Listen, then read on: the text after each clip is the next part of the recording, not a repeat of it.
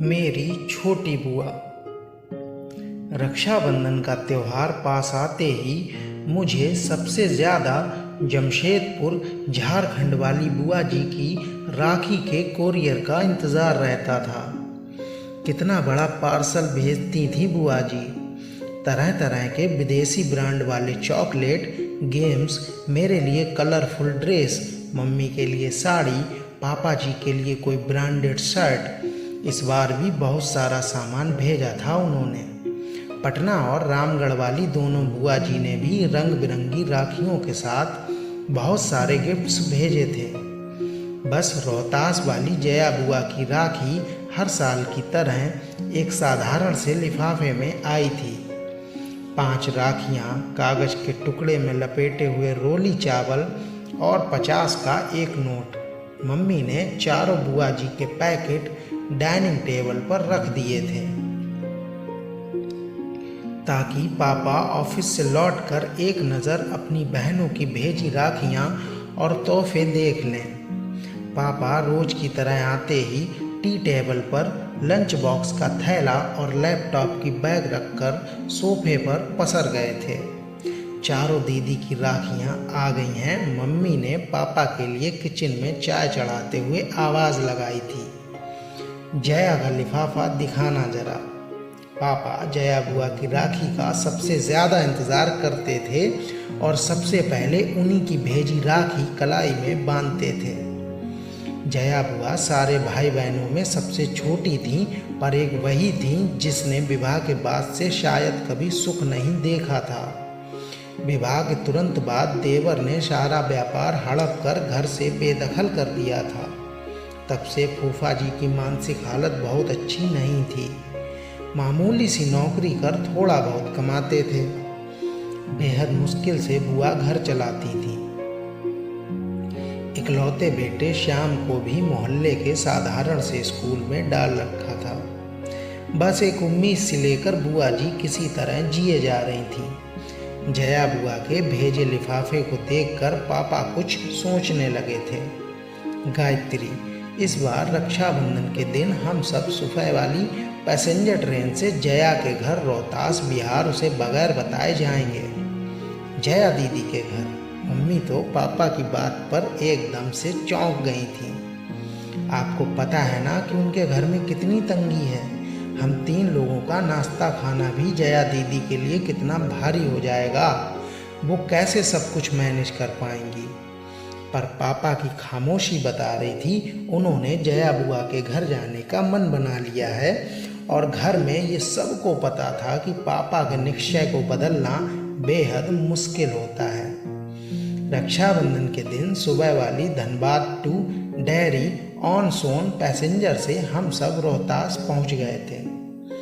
बुआ घर के बाहर बने बरामदे में लगी नल के नीचे कपड़े धो रही थीं। बुआ उम्र में सबसे छोटी थीं, पर तंग हाली और रोज की चिंता फिक्र ने उन्हें सबसे उम्रदराज बना दिया था। एकदम पतली दुबली कमजोर सी काया, इतनी कम उम्र में चेहरे की त्वचा पर सिलवटें साफ दिख रही थीं। बुआ की शादी का फोटो एल्बम मैंने कई बार देखा था। शादी में बुआ की खूबसूरती का कोई जवाब नहीं था। शादी के बाद के 11 वर्षों की परेशानियों ने बुआ जी को कितना बदल दिया था।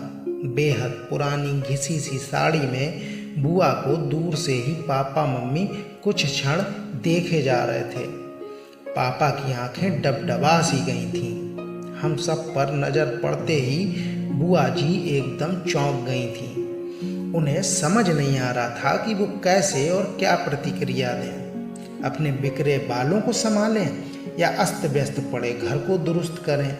उसके घर तो बरसों से कोई मेहमान नहीं आया था। वो तो जैसे जमाने पहले भूल चुकी थीं कि मेहमानों को घर के अंदर आने को कैसे कहा जाता है। बुआ जी के बारे में सब बताते हैं कि बचपन से उन्हें साफ सफाई और सजने संवरने का बेहद शौक रहा था। पर आज दिख रहा था कि अभाव और चिंता कैसे इंसान को अंदर से दीमक की तरह खा जाती है। अक्सर बुआ जी को छोटी मोटी ज़रूरतों के लिए कभी किसी के सामने तो कभी किसी के सामने हाथ फैलाना होता था। हालात ये हो गए थे कि ज़्यादातर रिश्तेदार उनका फ़ोन उठाना बंद कर चुके थे। एक बस पापा ही थे जो अपनी सीमित तनख्वाह के बावजूद कुछ ना कुछ बुआ को दिया करते थे। पापा ने आगे बढ़कर सहम सी गई अपनी बहन को गले से लगा लिया था। भैया, भाभी, मन्नू, तुम सब अचानक आज सब ठीक है ना? बुआ ने कांपती सी आवाज में पूछा था। आज बरसों बाद मन हुआ राखी में तुम्हारे घर आने का, तो बस आ गए हम सब, पापा ने बुआ को सहज करते हुए कहा था। भाभी, आओ ना अंदर, मैं चाय नाश्ता लेकर आती हूँ, जया बुआ ने मम्मी के हाथों को अपनी ठंडी हथेलियों में लेते हुए कहा था। जया, तुम बस बैठो मेरे पास, चाय नाश्ता गायत्री देख लेगी। हम लोग बुआ जी के घर जाते समय रास्ते में रुककर बहुत सारी मिठाइयाँ और नमकीन ले गए थे। मम्मी किचन में जाकर सबके लिए प्लेट लगाने लगी थी। उधर बुआ कमरे में पुरानी फटी चादर बिछे खटिया पर अपने भैया के पास बैठी थी। बुआ जी का बेटा श्याम दौड़कर फूफा जी को बुला लाया था। राखी बांधने का मुहूर्त शाम 7 बजे तक का था। मम्मी अपनी ननद को लेकर मॉल चली गई थी, सबके लिए नए ड्रेसेस खरीदने और बुआ जी के घर के लिए किराने का सामान लेने के लिए। शाम होते होते पूरे घर का हुलिया बदल गया था। नए पर्दे, बिस्तर पर नई चादर, रंग बिरंगे डोरमेट और सारा परिवार नए ड्रेसेस पहनकर जच रहा था। ना जाने कितने सालों बाद आज जया बुआ की रसोई का भंडार घर लबालब भरा हुआ था। धीरे धीरे एक आत्मविश्वास सा लौटता दिख रहा था बुआ के चेहरे पर सच तो ये था कि उसे अभी भी सब कुछ स्वप्न सा लग रहा था। बुआ जी ने थाली में राखियां सजा ली थी, मिठाई का डब्बा रख लिया था।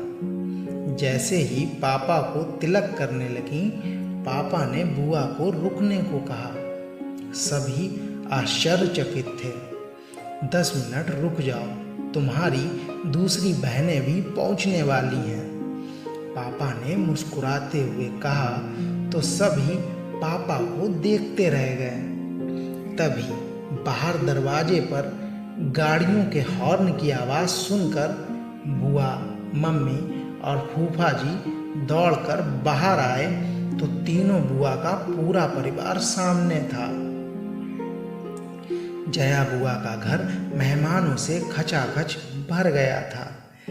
महाराजगंज वाली नीलम बुआ बताने लगी कि कुछ समय पहले उन्होंने पापा को कहा था कि क्यों ना सब मिलकर चारों धाम की यात्रा पर निकलते हैं। बस पापा ने उस दिन तीनों बहनों को फोन किया कि अब 4 धाम की यात्रा का समय आ गया है।